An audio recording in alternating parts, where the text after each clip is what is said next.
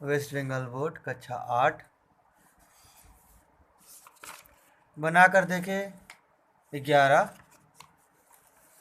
Page number 112, question number 13।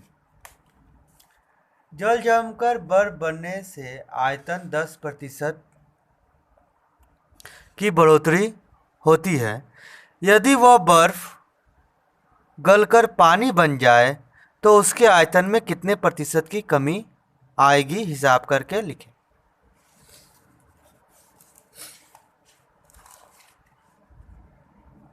सवाल number 13। तो अगर 100 यानी कि अगर जल का आयतन 100 इकाई हो तो बर्फ का आयतन क्या होगा? 10% वृद्धि, मतलब 10।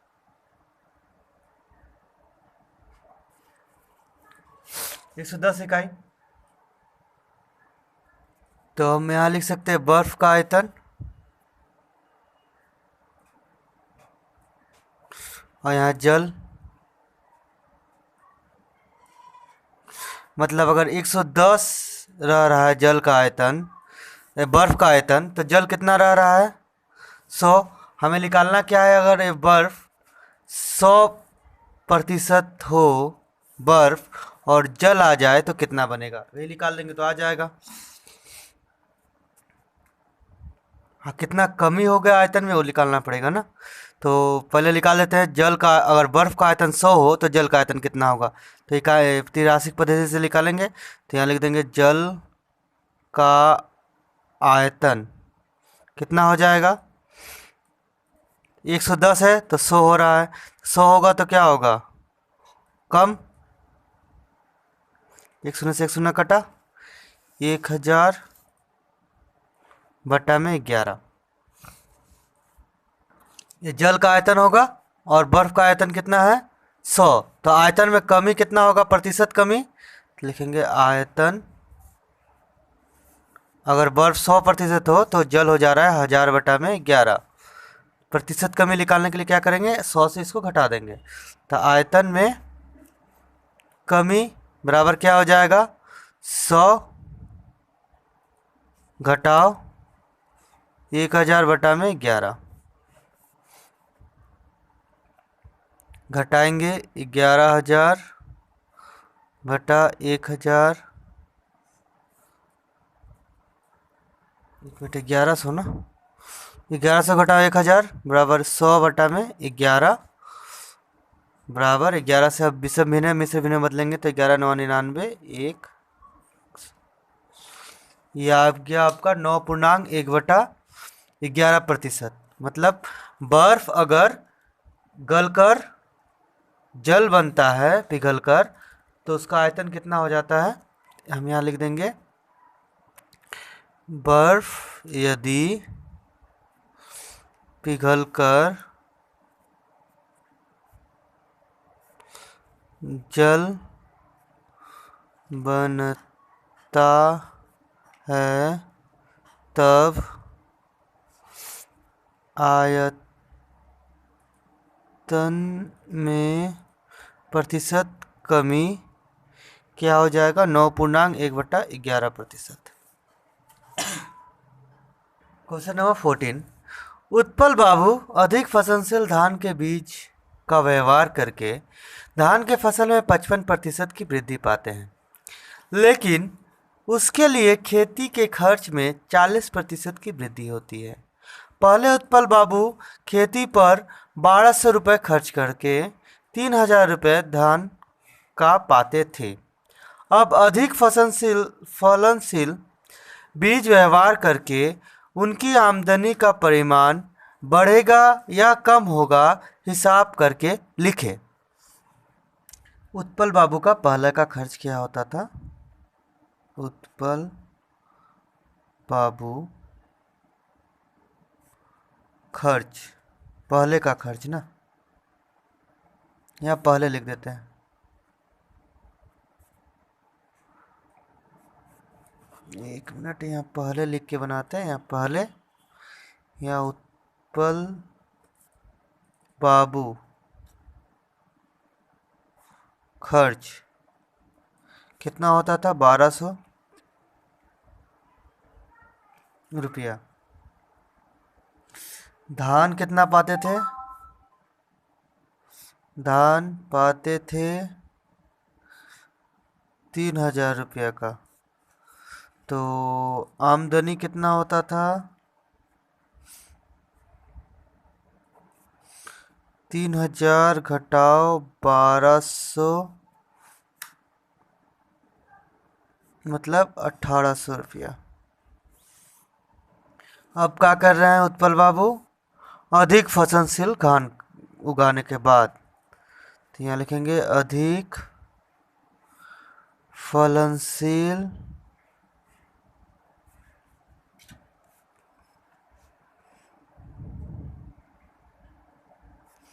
धान के बीज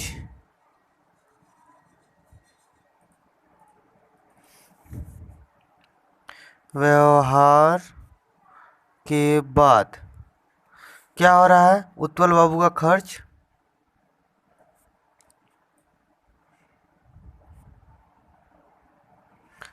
क्या हो रहा है? पहले 1200 था, अब 1200 का कितना प्रतिशत खर्च हो रहा है?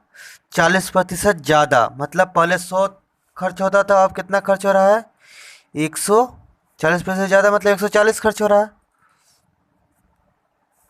बराबर 1200 गुने, यहाँ का लिख देते हैं, 1200 का 140% खर्च हो रहा है। 1200 गुने 140 बटा में 100, 1 2 1 2 काट दिए।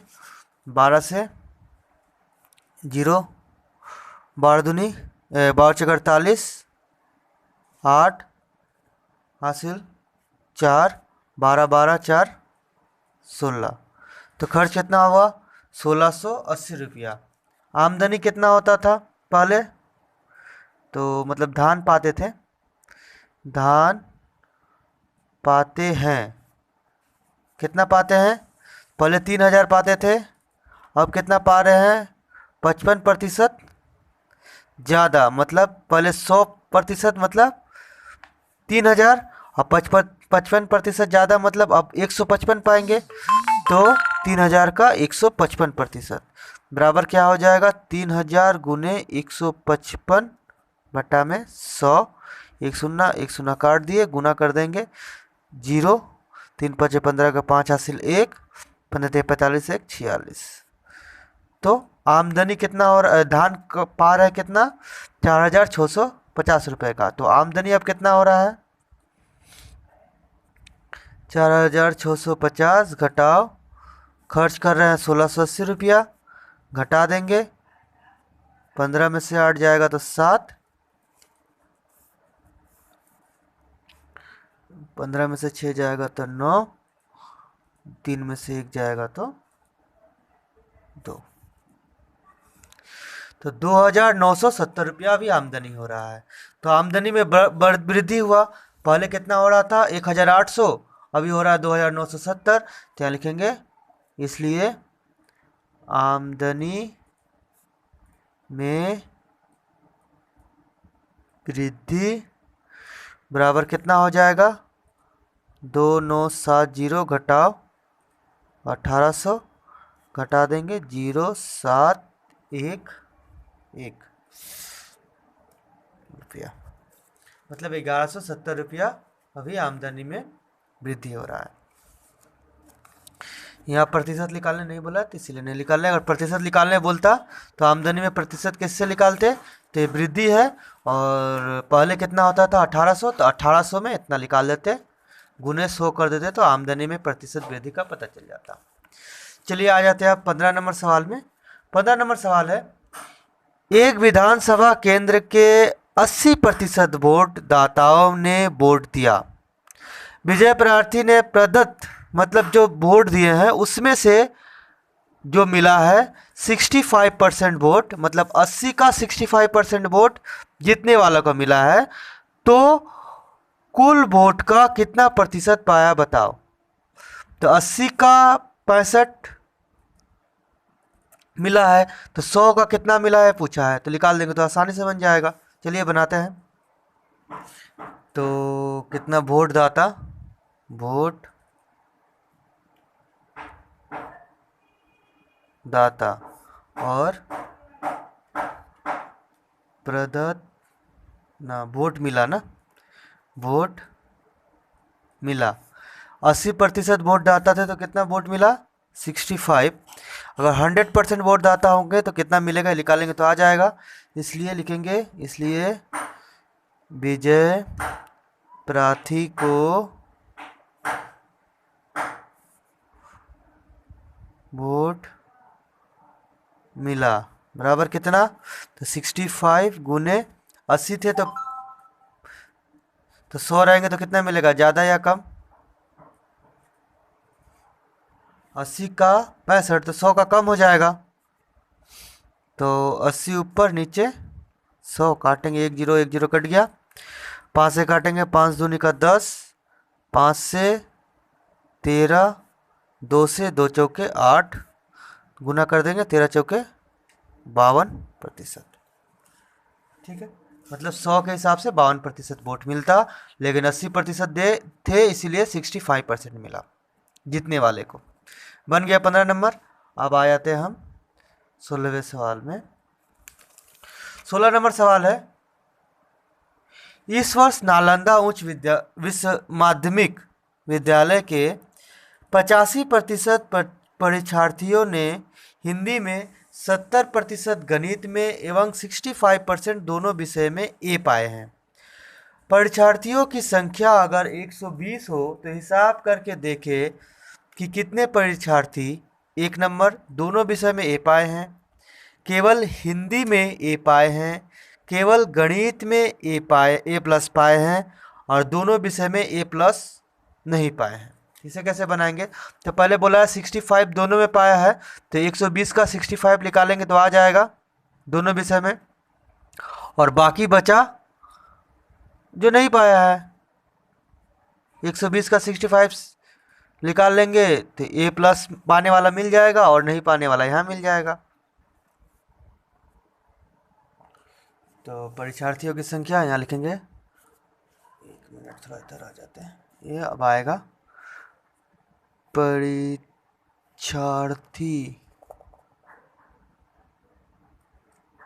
यो की संख्या या कुल परीक्षार्थी लिख सकते थे 120। तो पहला प्रश्न है दोनों विषय में ए पाए हैं, तो दोनों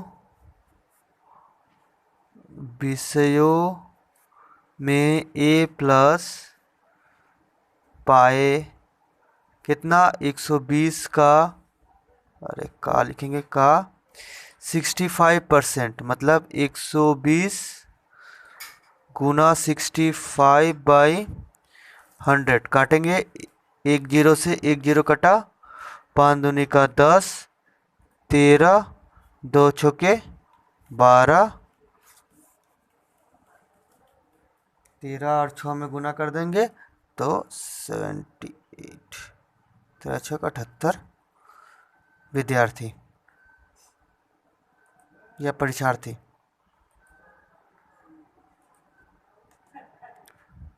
परीक्षार्थी दोनों में से पाने वाले मिल गए।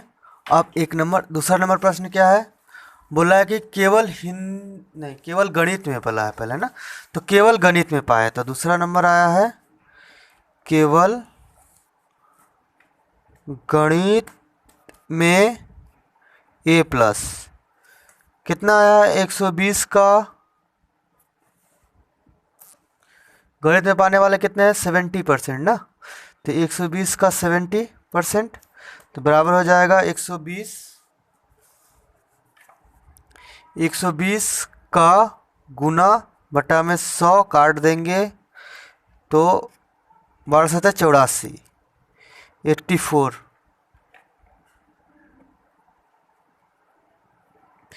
84 परीक्षार्थी तो दोनों विषय वाला में भी आएंगे ये लोग। मतलब दोनों विषय वाला का जो 78 है उसको 84 से घटा देंगे तो केवल गणित में पाने वाले आ जाएंगे। तो नहीं, यहाँ तक गणित में पाने वाला लिखना था ना, गणित में A+ पाने वाले हैं 84, जो दोनों वाला में भी है। तो घटा देंगे, केवल गणित में कितना पाए हैं, तो केवल गणित में A+, तो केवल गणित में A+ पाने वाले क्या हो जाएंगे, 84 घटाओ दोनों में पाने वाले, घटा देंगे तो आ जाएगा 6। तो 6 लोग ऐसे हैं जो केवल गणित में पाए हैं। तीसरा नंबर है केवल हिंदी में पाने वाले। तो पहले हिंदी में पाने वाले को निकाल लेते हैं। हिंदी में A+ पाने वाले कितने हैं, 120 का हिंदी में पाने वाले हैं 85%। 85%, तो मतलब 120 गुना 85/100, 0 0 कट गया, 10 5 दूनी का 10, 5 से काटेंगे तो आ जाएगा 17, 2 से इसको काटेंगे, 2 छक्के 12, 17 छक्के 2, 102 परीक्षार्थी ना, 102 केवल ना हिंदी में पाने वाले हैं। तो केवल हिंदी में पाने वाला पूछा है तो केवल हिंदी में पाने वाला निकाल देते हैं।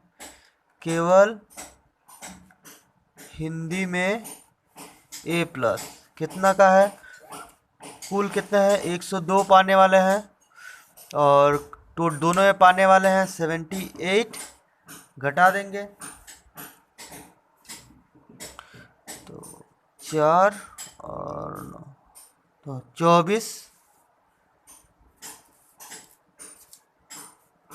केवल हिंदी में पाने वाला कितना है, 24। अब दोनों में नहीं पाने वाले,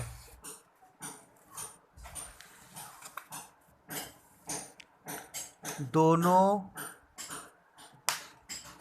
विषयों में A+ नहीं पाने वाले, इसको दो तरीका से निकाल सकते हैं।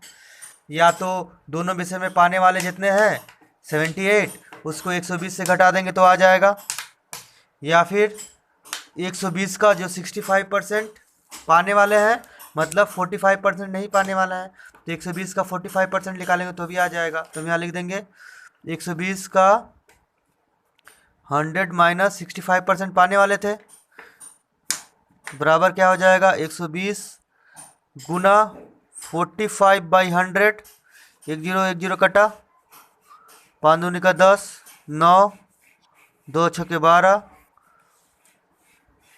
54। लेकिन तो इसमें जो 54 आया, तो 54 में तो हिंदी में पाने वाले और गणित में पाने वाले बच का है, तो उसको भी घटा देंगे तो किस घटाना पड़ेगा किसको, ये तो दोनों विषय में नहीं पाने वाले, मतलब किसी एक विषय में पाने वाले हो सकते हैं इसमें। तो कैसे करेंगे, तो इसको मैं से नहीं करके हम इसको क्या कर रहे हैं कि एक बार में इसको घटा दे रहे हैं। तो यहाँ लिख देंगे दोनों ही विषय में A+ नहीं पाने वाले, तो क्या हो जाएगा, 120 घटाओ 78 दोनों में पाने वाले हैं, 6 मैथ में पाने वाले हैं और 24 केवल हिंदी में पाने वाले हैं। उस बार हम लोग जो बनाए थे 54 जो आया था उसमें हिंदी में पाने वाले और गणित में पाने वाले भी थे, क्योंकि यहाँ पर हम लोग निकाले जो 65 घटाए थे तो 65 टोटल वाला दोनों में पाने वाले थे, तो 45 क्या आया था कि दोनों में नहीं पाने वाले लेकिन एक में पा सकते हैं वैसा, लेकिन कुल संख्या को अगर घटा देते हैं तो आ जाएगा। तो इसको करते हैं 120 घटाओ, इसको जोड़ेंगे तो कितना आएगा, 6 4 10, 8 18 का 8 हासिल 1, 6 3 9 7, 7 3 10 हो गया।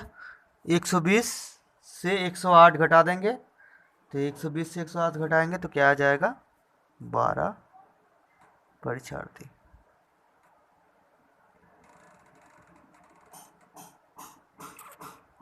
तो 12 परीक्षार्थी ऐसे हैं जिन्हें दोनों में से किसी विषय में ए प्लस नहीं मिला है। 24 विद्यार्थी ऐसे हैं परीक्षार्थी जिन्हें केवल एक में ए प्लस मिला है हिंदी में। 6 परीक्षार्थी ऐसे हैं जो केवल गणित में पाए हैं, और दोनों विषय में पाने वाले ए प्लस परीक्षार्थी हैं 78। ये बन गया हमारा 16 नंबर। अब आते हैं 17 नंबर में। अमीना बीबी का वेतन पहले 20% बढ़ाया गया, फिर 20% कम हो गया। अमीना बीबी का वेतन कितना प्रतिशत परिवर्तन हुआ? हिसाब करके देखो, मतलब प्रतिशत में कितना कमा या बढ़ा ये बताना है। तो अमीना बीबी का वेतन कितना था पहले पता नहीं, लेकिन बढ़ा 20%। तो मान लो अगर अमीना बीबी का वेतन 100 था, 100, तो वृद्धि कितना हो जाएगा? वृद्धि के बाद वेतन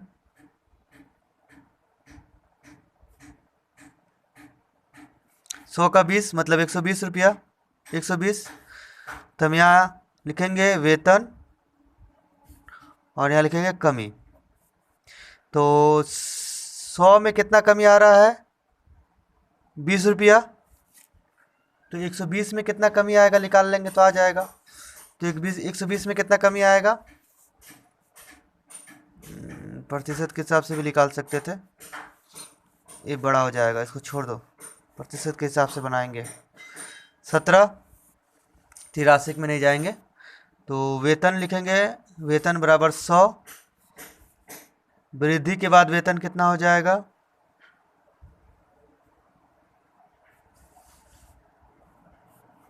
20% बढ़ा है मतलब 120। तो कमी कितना हो रहा है? 20%। किसका 20% कमेगा? जो बढ़ा हुआ है उसका। तो कमी के बाद वेतन, तो 120 का कितना प्रतिशत हो जाएगा वेतन? जब बढ़ रहा था 20% मतलब 80% हो जाएगा। 100 से 80 हो जाएगा, बटा में 100 काट देंगे, एक शून्य एक शून्य एक शून्य कट गया, 12 आठे 96। तो इसलिए प्रतिशत कमी क्या हो जाएगा? पहले 100 था, अब कितना हो गया? 96 बराबर 4% बन गया। फिर से एक बार बता दे रहे हैं, वेतन था 100, वृद्धि के बाद 100% वेतन था, अब वृद्धि कितना हुआ? 20% मतलब 120% वेतन हो गया। अब कमी हो रहा है 20% का, तो वेतन है 120%, कितना प्रतिशत कम हो रहा है? 80%, तो मतलब वेतन अब कितना हो गया? 96%। कमी के बाद 100 में था, 20% का कमी मतलब वेतन कितना हो जा रहा है? 80% का वेतन।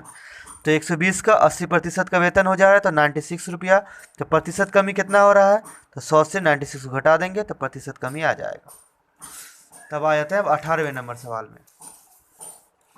18 नंबर सवाल है, एक आयत क्षेत्र की लंबाई को 15% बढ़ाया गया और चौड़ाई को 15% कम कर दिया गया, तो आयत क्षेत्र के क्षेत्रफल में कितना प्रतिशत बढ़ा या घटा हिसाब करके लिखो। तो आयत क्षेत्र है, इसको 10 माने, 100 माने लंबाई, और चौड़ाई को क्या मानेंगे? चौड़ाई को भी 100 ले लेते हैं। चलो, मतलब 100% लंबाई है, 100% चौड़ाई है, तो क्षेत्रफल क्या आ जाएगा? अरे यहाँ पर अगर सवाल में क्षेत्रफल का पूछा है ना, तो क्षेत्रफल बराबर क्या हो जाएगा?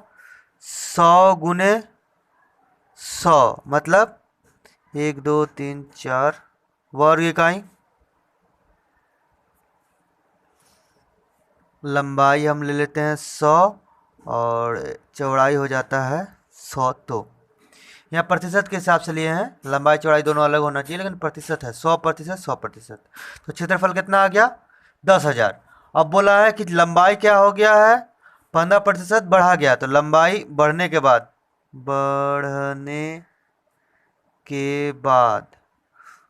लंबाई क्या हो जा रहा है? 15% बढ़ रहा है, मतलब 100 जोड़ 15 बराबर 115। और चौड़ाई क्या हो जा रहा है, कम हो जा रहा है। तो घटने के बाद चौड़ाई यहाँ 15% बढ़ने के बाद और यहाँ 15% घटने के बाद। तो 15% बढ़ने के बाद लंबाई क्या हो जा रहा है, 15 जुट जा रहा है, और यहाँ चौड़ाई क्या हो जाएगा, 15 घट जाएगा। घटाएंगे 15 कितना हो जाएगा, 185। क्षेत्रफल क्या हो जाएगा, 115 गुने 85। इसके 5 हासिल 2, 5 2 7, 5 एकम 5, 8 5 40, 0 4, 8 का 8 4, 12 का 2 हासिल 1, 8 का 8 9, 5 7 7 9। तो यहाँ कितना आया, 9 7 7 5 इकाई, वर्ग इकाई। पहले कितना था, 10,000, अब कितना हो गया, 9,775। तो कमी हुआ, तो यहाँ लिखेंगे क्षेत्रफल में कमी। कितना हुआ क्षेत्रफल में कमी, तो पहले 10,000 था, उससे घटा देंगे कितना, 9,775 को। कितना आएगा, 1 2 3 4, 1 2 3 1 2 3, 10 में से 5 जाएगा तो 5, यहाँ बचा 9, 9 में 7 जाएगा तो 2, यहाँ बचा 9, 9 में 7 जाएगा तो 2, और 9 में से 9 जाएगा तो 0। तो इतना वर्ग इकाई। तो क्षेत्रफल में कितना कमी आया, 225 वर्ग इकाई। तो क्षेत्रफल में प्रतिशत कमी कितना आएगा, क्षेत्रफल में प्रतिशत कमी, तो 225 आया था कमी। पहले कितना था, लिख देंगे यहाँ पे गुना 100, काटेंगे 1 0 1 0 1 0 1 0 कट गया। 25 से दशमलव डायरेक्ट बैठा सकते हैं, 2.25 तो भी ठीक चलेगा। तो ऐसे लिख सकते हैं 2.25%। या फिर हम इसे भिन्न में लिखेंगे अगर, तो क्या होगा, भिन्न में अगर लिखेंगे तो 225 बटा में 100, काटेंगे 4, ऊपर काटेंगे 25 9वां, पूर्णांक में बदलेंगे तो क्या आ जाएगा, 2.1/4%। इसको भी लिख सकते हैं या फिर इसको भी लिख सकते हैं। क्वेश्चन नंबर 19, एक घर की लंबाई चौड़ाई और ऊंचाई क्रमशः 15 10 5 मीटर है। यदि लंबाई चौड़ाई ऊंचाई में से प्रत्येक को 10% बढ़ा दिया गया तो 4 दीवारों का क्षेत्रफल कितना प्रतिशत बढ़ेगा, हिसाब करके देखो। 19 नंबर खाली बढ़ाया गया है ना। तो लंबाई बराबर 15, चौड़ाई बराबर 10, यहाँ मीटर दिया हुआ है, मीटर लिख देते हैं, और ऊंचाई बराबर कितना है, 5 मीटर। तो चारों दीवारों का क्षेत्रफल क्या आ जाएगा, चारों दीवारों का क्षेत्रफल, चारों दीवारों का क्षेत्रफल क्या होता है, 2 लंबाई जोड़ चौड़ाई गुने ऊंचाई। तो लिख देंगे 2, लंबाई कितना है 15 जोड़ 10, ऊंचाई कितना है गुना कर देंगे 5, या वर्ग मीटर, वर्ग मीटर।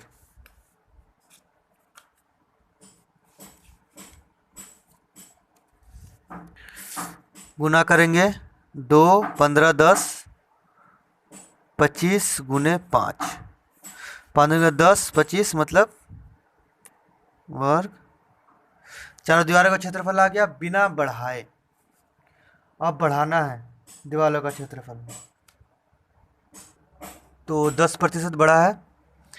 तो लंबाई बढ़ने के बाद, लंबाई ना, बढ़ाने के बाद कितना, बढ़ाने के बाद 10% बढ़ाने के बाद यहाँ लंबाई क्या हो जाएगा, 15 था तो 15 का कितना बढ़ेगा, 10%, मतलब 100 से 110 हो जाएगा, बराबर 15, यहाँ प्रतिशत लिख देते हैं, गुने 110 बटा में 100, 1 0 कट दिए, 5 तिहाई 15, 5 दूनी का 10,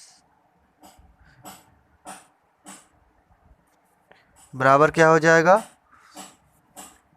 33 बटा में 2 मीटर।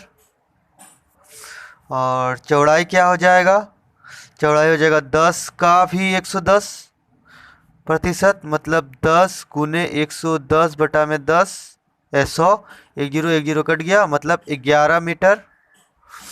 और ऊंचाई क्या हो जाएगा, ऊंचाई हो जाएगा 5 का 110%, बराबर 5 गुने 110 बटा में, काटेंगे 1 0 से 1 0 कटा, 5 दूनी से 10, तो 11 बटा में 2 मीटर। ये आपका आ गया ऊंचाई। तो फिर बढ़ाने के बाद चारों दीवारों का क्षेत्रफल निकाल लेंगे, चारों दीवारों का क्षेत्रफल, चारों दीवारों का क्षेत्रफल क्या होगा, 2 गुने ऊंचाई 11 बटा 2 ऊंचाई, और उसके बाद लंबाई और चौड़ाई को जोड़ना है, तो लिख देते हैं 33 बटा में 2 जोड़ 11, गुना कर देंगे तो 2 ये 2 2 1 कट गया, अब इधर जोड़ देंगे तो 11 गुना 22 33, मतलब 55 बटा में 2, बराबर ऊपर ऊपर गुना हो जाएगा, तो हो जाएगा 11 5 55 का 5, 55, 56 57 58 60, 2 वर्ग मीटर। ये आया चारों दीवारों का क्षेत्रफल बढ़ने के बाद। और पहले क्षेत्रफल कितना था, 250, तो वृद्धि क्या हो जाएगा, क्षेत्रफल में वृद्धि बराबर क्या हो जाएगा, 605 बटा में 2 घटाओ 250, घटाएंगे 2, 605 घटाओ 2 से गुना करेंगे तो 500, तो 105 बटा में 2। बोला है कि प्रतिशत वृद्धि निकालना है ना, प्रतिशत वृद्धि, इसलिए प्रतिशत वृद्धि क्या हो जाएगी, प्रतिशत वृद्धि क्या हो जाएगा, तो 105 बटा में 2 गुने, नहीं भटा में जो आएगा, इसको ऊपर से सजा के लिखते हैं, 250 ऊपर आएगा 105 बटा में 2 गुने 100, तो लिखेंगे 105 जे 2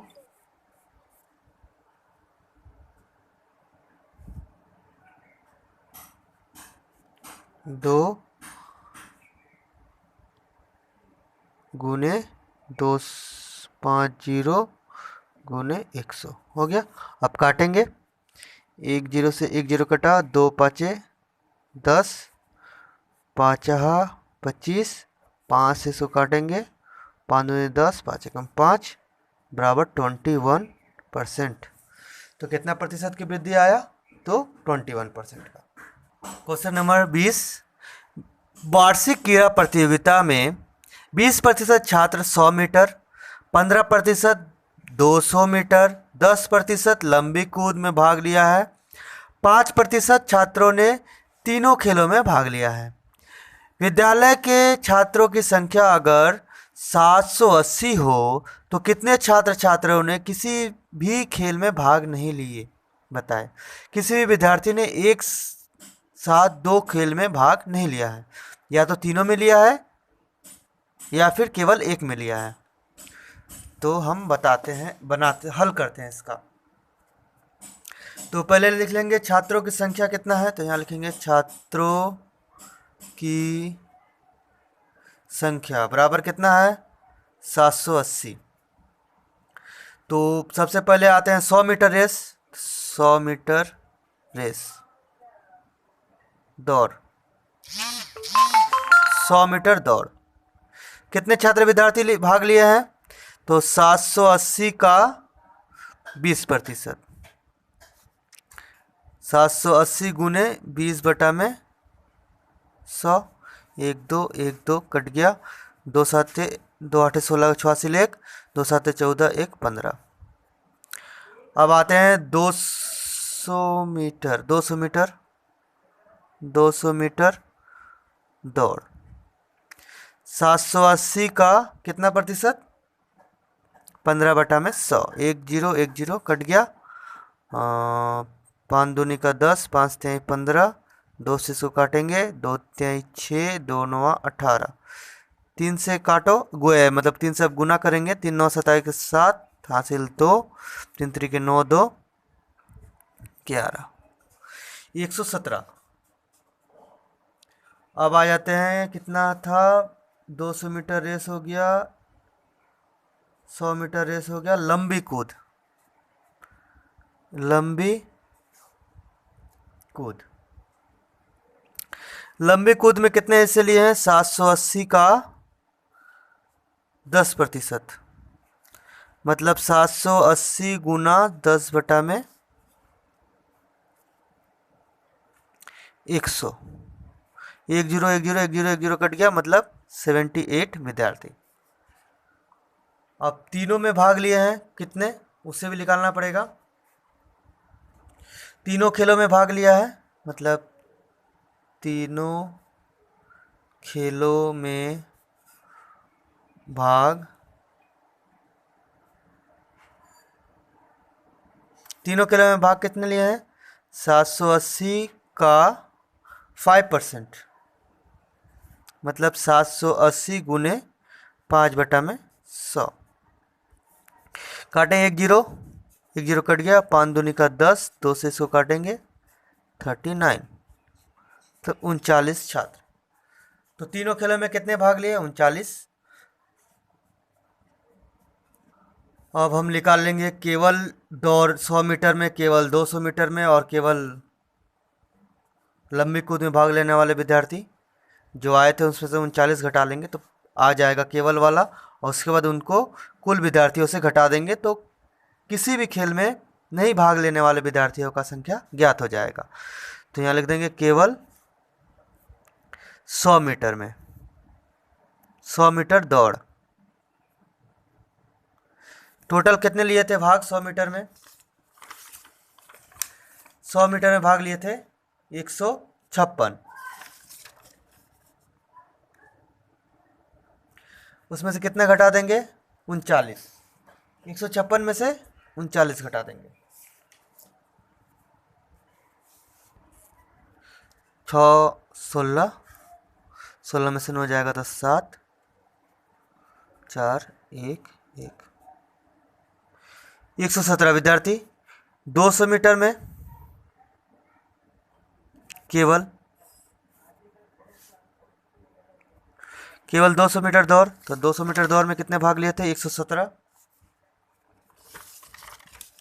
तो 117 में से 39 घटा देंगे, 17 में से 9 जाएगा तो 8, यहाँ बचा 10, 10 में 3 जाएगा तो 7, 78। अब आ जाते हैं केवल लंबी कूद। केवल लंबी कूद में कितने भाग लिए थे? तो केवल लंबी कूद में है 78, तो यहाँ लिखेंगे 78 माइनस 39, घटा देंगे तो आ जाएगा 39। हो गया, केवल वाला निकल गए। क्या पूछा है? किसी भी खेल में भाग नहीं लेने वाले, यहाँ लिख देंगे, इसलिए किसी भी खेल में भाग नहीं लेने वाले। कुल कितने हैं? 780। भाग लेने वाले यहाँ है 117 जोड़ 78 जोड़ 39,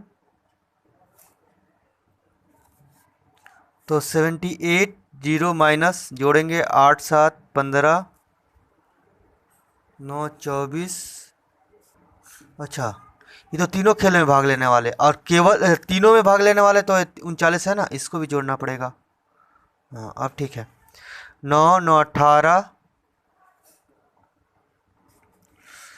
9 9 18 27 27 27 6 23 के 30 के 3 हासिल 3। उसके बाद 10 10 3 7 3 3 6 1 7 7 14 15 16 17 7 हासिल 1 1 1 2, मतलब 273 खेल में भाग लिए हैं। तो कितने भाग नहीं लिए हैं तो घटा देंगे, 10 में 3 जाएगा तो 7, 0 और 7 में जो जाएगा तो 5। 502 विद्यार्थी मतलब छात्र क्या हुआ है कि किसी भी खेल में भाग नहीं लिए। तो इस चैनल में आने वाले वीडियो को देखते रहने के लिए चैनल को सब्सक्राइब और बेल आइकन पर क्लिक करें। धन्यवाद।